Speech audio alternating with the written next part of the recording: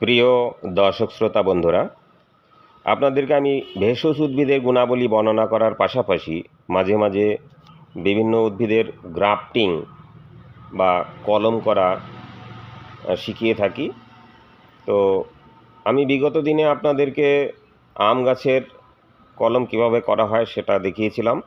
তো আজকে আমি আপনাদেরকে একটা অভিজ্ঞতা শেয়ার করছি। দেখুন, এই যে আম গাছটি আছে, এই আম গাছটি গত বছর আমি কলম করেছিলাম। এই একই গাছে 4-5 রকমের আম। যদি এই বছর আমের ফলন আসেনি বা আম গাছে যখন মুকুল এসেছিলো সেই মুকুলগুলো ভেঙে দেওয়া হয়েছে যাতে করে গাছটি দুর্বল হয়ে না পড়ে। এখনও ছোট চারা গাছ আছে, কাজেই গাছটি যাতে পুষ্টির অভাবে দুর্বল হয়ে না পড়ে তার জন্য এই বছর আম রাখা হয়নি। তো এবছর আরও কতগুলো কলম করা হয়েছে, আমি আস্তে আস্তে আপনাদেরকে দেখাবো। বা এই যে গাছগুলো বড় হয়ে গেছে এগুলোর মধ্যেও নতুন করে দু একটি নতুন প্রজাতির জাত সংযুক্ত করা হবে।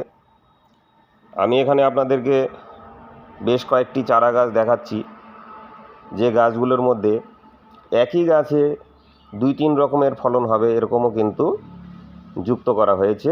বিভিন্ন প্রজাতির আম সংগ্রহ করে সেগুলো এই চারা গাছের সঙ্গে যুক্ত করা হয়েছে, অর্থাৎ পরবর্তীতে এই একই গাছের মধ্যে বিভিন্ন রকমের আম ফলবে। আমি আপনাদের বিগত দিনে আমার তৈরি করা একটা গাছ দেখিয়েছিলাম, যে গাছটিতে অনেকগুলো প্রজাতির আম ফলবে, যেখানে 22 রকমের আমি দেখিয়েছিলাম। তো 3-4 রকম 5 রকমের আম ফলবে এরকম গাছ আমার কাছে অনেকই আছে। এগুলো এক এক করে আপনাদেরকে আমি দেখাচ্ছি। এই যে দেখুন, এই গাছগুলো আমি নিজের হাতে তৈরি করেছি।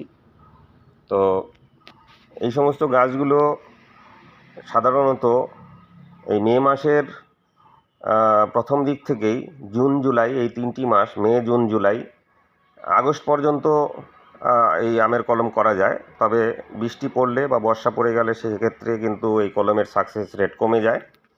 আমি কলম করার জন্য কোনো রকম রাসায়নিক ব্যবহার করি না, তবে কিছু ভেষজ ঔষধ রয়েছে যেগুলো আমি ব্যবহার করি।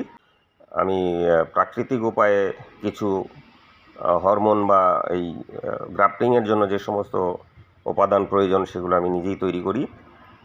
এই যে এখানটায় যে গাছটি দেখতে পাচ্ছেন, এই গাছটি কিন্তু সেই আম গাছ যেটা আমি গত বছর গ্রাফটিং করে তৈরি করেছিলাম। এবছরও কয়েকটি যুক্ত করা হয়েছে। দেখুন, এগুলো আস্তে আস্তে যখন বড় হবে একই গাছে বিভিন্ন প্রজাতির আম ফলবে।